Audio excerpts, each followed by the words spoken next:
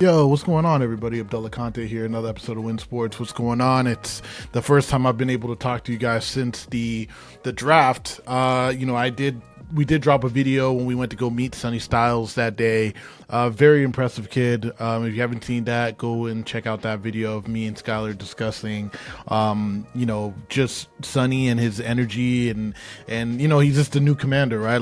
He has all the things that you're looking for overall, at least for this team and just the vibe that they want when it comes to that commander tag. I did a video a while back about, the people who would have that commander tag. Sonny Styles has every characteristic that would make him a part of this team. So made sense. It was kind of a surprise. I think a lot of people thought that he would be selected maybe 4th or 5th by the Titans or the Giants. Titans go with Carnell Tate. The Giants go with Arvell Reese, since the Cardinals went with Jeremiah Love, which, look, you guys saw my opinions on Twitter. I think that was just a dumb move by Arizona.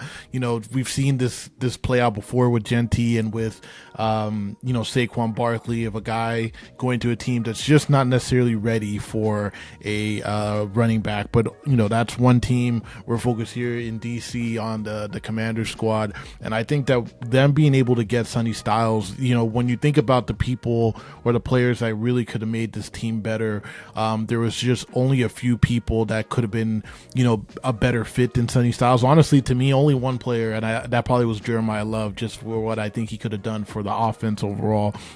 But Sonny Styles basically is, the epitome of finding that captain on the other side. Basically this video, I kind of wanted to just talk a little bit about, the draft picks and who they received, but ultimately talk about the offseason in a whole, right? It's our chance to analyze the offseason, not just the draft, but free agency, just all the moves that they've made. And I kind of wanted to talk about the 5 moves I felt like they did really, really well, that have definitely enhanced this team's ability next year, but also some places that they're still lacking, right? There's still things that this team needs, and I think that they need to address those, or hopefully the guys that they, didn't fill with this team, the guys that they have on the roster can fill the void, when it comes to some of this stuff, right? So just wanted to go over just basically, looking at the draft class overall. And, first and foremost, man, I'm going to share my screen here, and share this right here. I just thought that this was, something that, showed, seeing this team and seeing, this group, it's pretty impressive to me with how well they're scoring when it comes to, just this draft class overall. Look at it. It's 6 players. A lot of people had much bigger draft classes, but they are getting really, really, really good marks based upon how they did in the draft. I thought AP did an outstanding job of getting quality picks overall. Sonny Styles falling them at 7 in itself was a quality pick. You have the Antonio Williams pick, which was kind of frowned upon by a decent amount of people. I was kind of indifferent about it initially, not necessarily because of him, mainly just because of the fact that I felt like they probably needed to go for a taller receiver or one that was maybe more of a red zone deep threat. And I kind of liked Fields, maybe Brazel. But Antonio Williams is a great piece. They don't really have a slot receiver. For those who think Jalen Lane is, he didn't prove it last year. I think he has potential to be, but he didn't prove it, and he just doesn't have the same route running ability and just drops the ball a little bit too much. And then, Luke McCaffrey plays smaller than he really is, so I get that a lot of people think that he's a slot, but he's kind of more on the outside as well. So true slot player. I kind of did a comparison with him. The kind of Randall Cobb that I wrote on Twitter just kind of reminds me of Randall Cobb was somebody who could do it all, was mainly a slot guy, but also could play on the outside too, and win some, deep threat battles also. So I'm excited for him. My comparison for Sonny Styles, I didn't talk about comparisons for him, but Sonny Styles is somebody that I feel like is a lot like Brian Urlacher. I went to school at University of New Mexico. My brothers played with Brian Urlacher, so I watched him, his whole his whole college career, as well as saw him play for the Bears. He played that local position, which was a safety. He had the same kind of measurables where he just did everything. Had very strong sideline to sideline kind of vibe. So I feel like Sonny Styles, I know a lot of people said Fred Warner. I see more Brian Urlacher in my opinion. So, two excellent picks to start off, without having a second, without having a fourth. It was really hard for this team to do so well. And I just kind of wanted to look at some of the grades. I mean, look, PFSN gave him A+, PFF gave him A-, CBS gave him A-. You know what I mean? Like, there was a lot of great grades here, B's. There's I didn't see any real credible source that gave them lower than like a B. So to only get 6 players and not have a second or a fourth and still be able to get, these top grades is really impressive. I thought Joshua Josephs was a guy that a lot of people thought that could go into third, and I loved how angered he looked when it came to the draft. He clearly was not happy about how low he was going, but it's a player that could definitely help out this edge room. And then Kaytron Allen, I think Bleeding B&G was the one who mentioned it. He said he got a little Michael Turner in him, and I agree. Like, that was a really, really good, comparison to me, because I feel like he doesn't have like top speed, but he has a little kick. He has some acceleration. He's a strong individual. I wouldn't mind seeing him in like that number 33 to kind of replicate that. But I think that Allen has an ability to be, he's going to compete for running back one. And I know that that's something that might surprise a lot of people. I know Josh Taylor has said it many times. I agree with that. I think Bill is a really good change of pace back and somebody who has the breakaway speed. I'm not sure if Bill is an every down back. I don't know if any of these guys on their roster are every down back. But, when it comes to there was a reason why Bill was a surprise or like just gone, for a big part of the season last year. He started off early as the guy, and then he just kind of disappeared and then came back at the end, which was promising, because we'll see if he, takes that momentum into this next season. But I wouldn't be surprised if Kaytron Allen gets a lot. I mean, he's the leading rusher in Penn State history, which is huge to say, right? So basically, it's one of these things where it's like, I definitely understand it. I definitely understand why they did so well. I mean, these are really quality players. Matt Golban, I won't talk much. He is the guy that they need at center. And then, Athen K, I'm just going to call him Athen K. They need some depth at quarterback. We don't know what's going to happen with Hartman. I'm not sure how much. I think they love having Hartman on the team, but I think they do need to start recognizing that they need a true backup, because, Mariota is also somebody who's not going to be, probably on this team forever, maybe another year or so. Like, I just think they need to start thinking about the future in regards to who's going to back up Jaden overall. So basically wanted to stop sharing my screen here, but look, I was pleasantly surprised with the group, right? Like, I think that you could argue that this is his best, and when I say his, I'm talking about Adam Peters' best draft class that he's had throughout his time as the GM. I think the first year was one that was raved about, and some of those picks haven't panned out exactly, but they had a excess amount of picks, so it's easy to say that was a good draft. I think it's much harder to go with a draft. Like, last year's draft was also small, which is why, you kind of had average grades for that. This one was one where they got really quality players at the spots that they were going, that they had picks for. So I've heard a lot of people say it might be his best class, but this is the thing, we won't know until a few years. Like, the biggest thing about the draft is that everybody wants to put their grades out. Everybody wants to talk about how these teams are going to perform. We don't know. There are players that are going to be busts here. There's players that are going to be overachiever and a Hall of Famer. There might be a Hall of Famer in the 4th round here, right? We don't know. So we'll have to wait and see. We'll talk again in a few years to see how it pans out. So, but basically the next thing I wanted to do is just kind of talk about, just some of the moves, man. There was a lot of moves this year. We talked about, free agency earlier in the year. They dressed free agency heavy this year. I think this is his best free agency, as in AP's best free agency since he's been here. A lot less of these just 1-year deals. There's still some, but a lot more of these quality, a second contract players overall. Like, when you think about Chanel, you think about Chig, you think about Owe. They still brought some depth guys. Some guys guys that are on 1-year deals. Like a person I really like is Chason. I think he's going to have, if he has a great year, I wouldn't be surprised if they bring him back.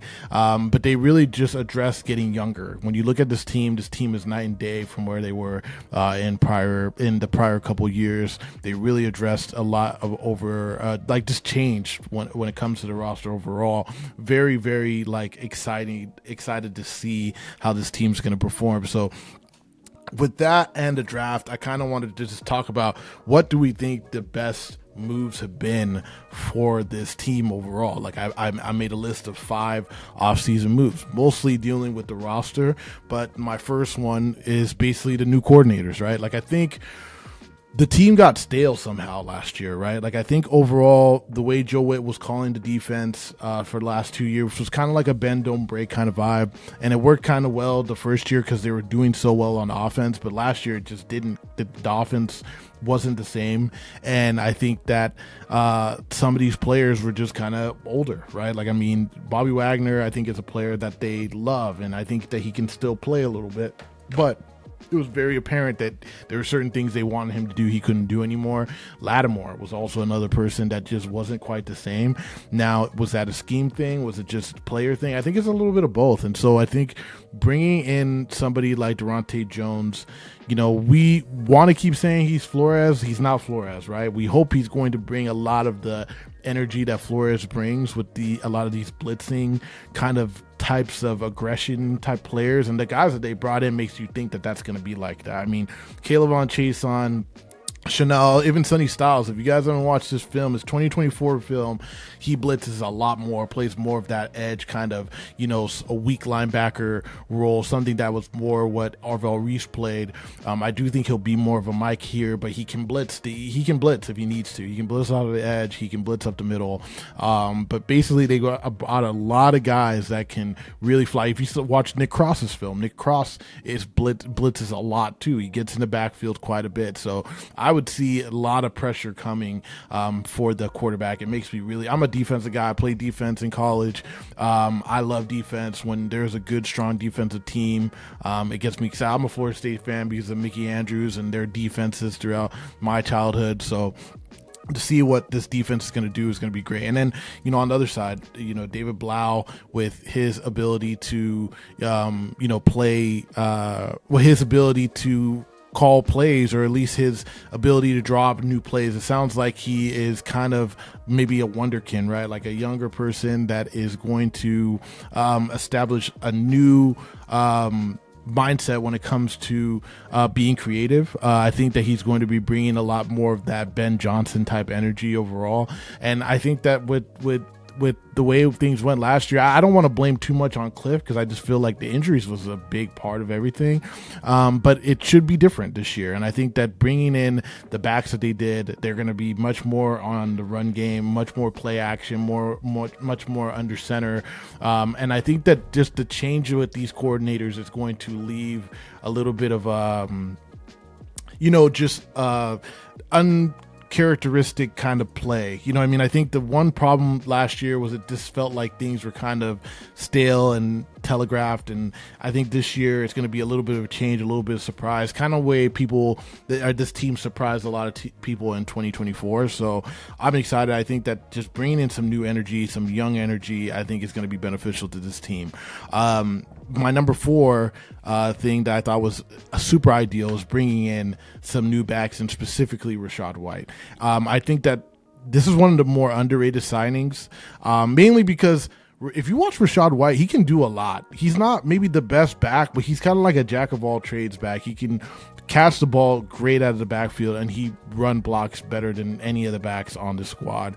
And they really missed out on Eckler. Like, I know Eckler was old and Eckler was not, it's not, some of these injuries like probably hurt more than others. I think Austin Eckler was an underrated injury last year because they had no back that they could throw out of the backfield. None of them. Like, I mean, as much as Bill is a great player, Bill I think had like 9 targets. I don't even know how many catches he had. He did not have a lot of activity, and being able to dump out to the running back is huge in this type of offense. So, you know, they brought in obviously a couple backs, you know, the kind of, you know, with Katron Allen to kind of, you know, maybe have more of that power dynamic. Having somebody who can catch the ball out of the backfield and can protect on third downs as well is huge. So I think that was one of the most underrated underrated moves that they did this offseason. So number 3 I have is addressing the edge position. They having people like Von Miller, which, you know, Hall of Famer, he did really, really well for, you know, his age last year and having 9 sacks. And then also Jacob Martin, who I loved a lot, was hoping that he would come back. But having those 2 guys as your starters on the edge, you know, at the end of the season, and granted, it's with Dorrance Armstrong being hurt, you know, Dietrich Wise being hurt, they did not address edge strong enough last year, and they went the opposite way this year. We're getting Odafe Owe, getting Amenahu, getting Caleb Von Chason, getting Joshua Josephs. Like, they got a lot of guys. Drake Jackson's coming back. You know, Dietrich Wise is coming back. Like, some of these guys, one of these guys is not going to make the roster, or at least it's going to probably be a practice squad player to start off the season. Having that is big, man. Like, that's honestly is huge. And so definitely night and day difference between what they had rolled out last year, even at the beginning of the season, versus definitely what they had at the end of the season. They are definitely going to be much more aggressive. I think just the concepts and the scheme, they're going to be more aggressive, but they got some really strong, aggressive outside edge players that I think are really going to help everybody else, because it was clear that, you know, if you don't have, there's a reason why edge rusher is the second most important position after quarterback, right? Or I guess you could argue edge or, you know, tackle, left tackle specifically, but there's a reason why it's super important, and I think that they addressed it well this year. Last year was a concern. They didn't address it at all in the draft. They went and got Von Miller, I think, to kind of use as like a Band-Aid. This year, I think they took the complete opposite approach, right? So my number 2 player, or number 2 addition that I think is going to be huge for them is Chig, man. Chig Okonkwo, I think was so ideal. Not having, I think for them having a tight end outlet, it's clear that that Jaden likes tight ends. He had a really strong relationship with Zach Ertz. I think the biggest problem with Zach was just that there was a reason why people called him No Yak Zach. Like, he just caught the ball and was down. And I think that there was a lot of things that Zach did well, and I think that there's things you're going to miss with Zach, and I'll get into that later on some of the things I think that they're going to miss out in this, you know, for this next season that they need to address. But with Chig, his athletic ability, you know, being able to get him the ball and see what he could do, and being a mismatch for some of these linebackers, I think will be very, very vital to, especially with this progression of this new offense, on being able to do a little bit more play action kind of stuff. We've seen how Colston Loveland had a great career, or is having a great career with Chicago and their defense, or their offense, excuse me. I feel like Chig could come here and have that same ability. Chig played really well, and it sounded like he did not have the best offensive coordinator and play structure when he was in Tennessee. This is his chance to come to a new developed team, one with a quarterback that Cam Ward did pretty well, but besides Cam Ward, he hasn't had like a substantial quarterback to play with. So being able to play with Jaden Daniels, I think, will be huge for him here. So I think that's going to be a major addition. And then number 1, I think it's just a linebacker core in general, but it's really Styles and Chenal. And you could really argue like which one is more. I think Styles probably be more, because I think he eventually is going to be that green dot. I don't know if it's going to happen right away. I think Chenal can be a green dot, but it just sounds like Styles is fit to be that leader. And I think that, you know, having Wagner was so important for this team the last 2 years when it comes to leadership and being a captain and all that, you know what I mean, being the defensive captain. But it was clear that the play was lacking a little bit, and it was time for them to move in a different direction. And having these 2 guys and how athletic they are, this linebacker core in general is much more exciting than in all the years that I've covered this team. I can't remember the last time they had some quality linebackers, this level of athletic linebackers in a while. And to be fair, even 2 years ago with Bobby and Luvu was really good, but this might even be better. I am really excited about to see the athleticism that they display, but also just the change of mentality when it comes to the way teams will look at this team when they're playing against them and going against these linebackers overall. So I think that's the biggest move. I think that they really needed to address the captain. It was the reason why my vote was for Caleb Downs or Sonny Styles to be drafted. I wanted Caleb Downs, but it was mainly because of this leadership kind of role, like this captain leadership role. I think that was the real reason why I've said it before, that there wasn't many players that they could have picked at that 7 spot that would have been better than Sonny Styles when it comes to the fit here and what they needed. I think the only one is Jeremiah Love, to be honest. You can make an argument for Downs, but I really do think that him being able to bring that athleticism in the middle and being coached by, somebody like Dan Quinn, who's, coached some great linebackers in his time, would be great. So I'm excited for that. But look, that it's not all positive. There's a few things that they kind of didn't address that I think that they need to, or things that they, there's still a little bit of a hole, right? So the first one for me, look, the Tyler Biotish thing was just odd. It was the most, when I've talked to every person that covers this team, whether it's on stream with people I've had, or when I meet people or talk to people when I'm at Ashburn that cover the team as well, they always say, like, the one offseason move that didn't really make a ton of sense, or like they just are surprised by, was Tyler Biotish. I think that one came out of left field, and there might be more to that story when it comes to the film. Like I've told you guys, my analysis on watching film is best on most positions except for lineman. Lineman is the one that I'm still learning a lot more about. But to me, seeing Allegretti play for a game and a half, I think is promising, and I like Allegretti as a player.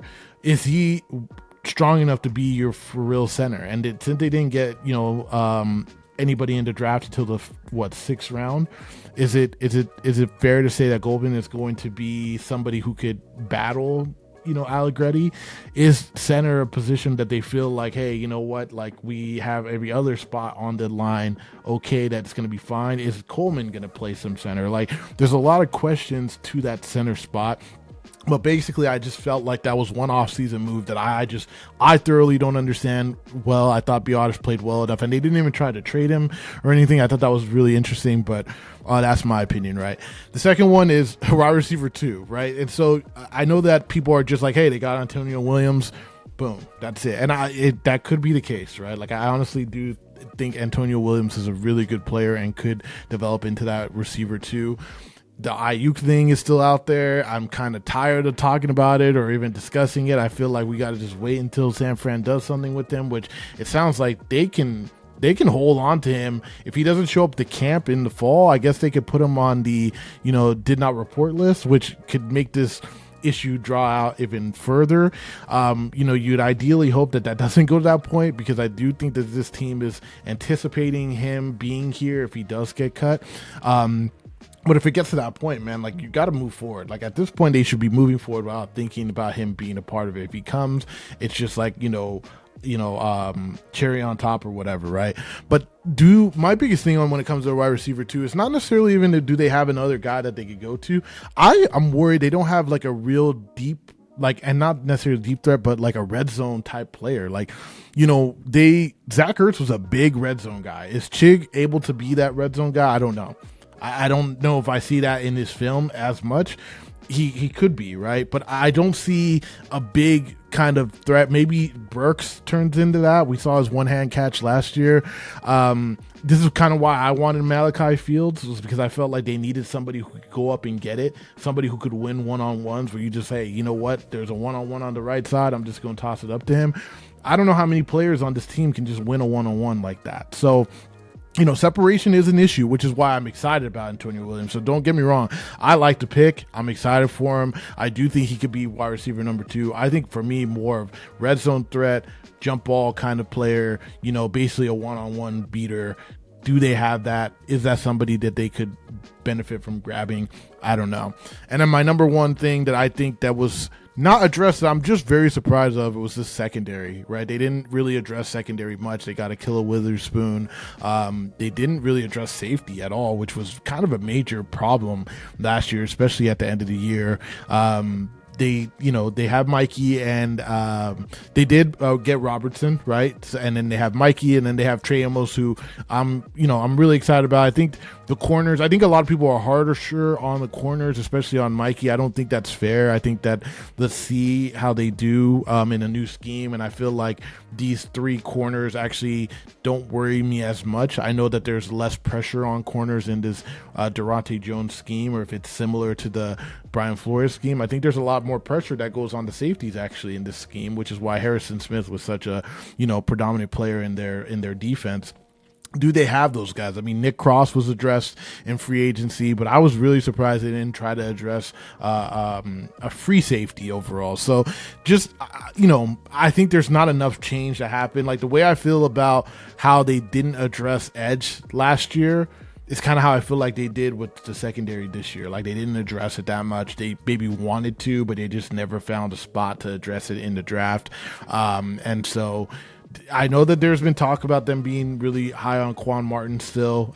You heard Durante Jones mention him in the press conference. I think that it's possible that they just feel like he's not in the right position. I mean, look, Quan Martin played more of that nickel role when he was in Illinois, nickel corner. They moved him to safety. It worked out for 1 year. I mean, we heard Joe Witt have his battles with him as well. I mean, there was Joe Witt talked about a story where he benched him also, and then I get a little fire under him, and he played a little bit better. And then obviously 2024, especially at the end of 2024, Quan Martin was great at the end of 2024. Just 2025 wasn't his year, so we'll see what happens. I mean, that's it. So that's just my, off-season kind of moves that I felt like they made. Look, you guys, let me know what you guys think overall. Like, I mean, is there things that they did that I've missed, or am I being too harsh or being too optimistic about some of the moves they made? I think this team is going to be far better than they were last year. I think that there's motivation. I think that they had a bad taste in their mouth from 2025, and I think a lot of these guys who were a part of that run in 2024 know what they can do, and I think they just got to try to stay healthy, which is just a hard thing to try to do, obviously. But I'm excited for this team. I think when you look at anybody's charts about who made great off-season moves throughout the year, I think this team would have to be, in a top 5 of that. So very excited for the season, man. We have rookie camp in a week from Thursday, a week from Friday. I'll be there. I'll be taking pictures. I'll be, trying to get some interviews done as well. Can't wait. We're really, really excited for all that. And yeah, let me know if you guys have any questions or, any thoughts on anything. Just feel free, hit us in the comments. Please like and subscribe if you liked it. If you're still here watching, thank you for tuning in. We appreciate it. And I'll talk to you guys soon.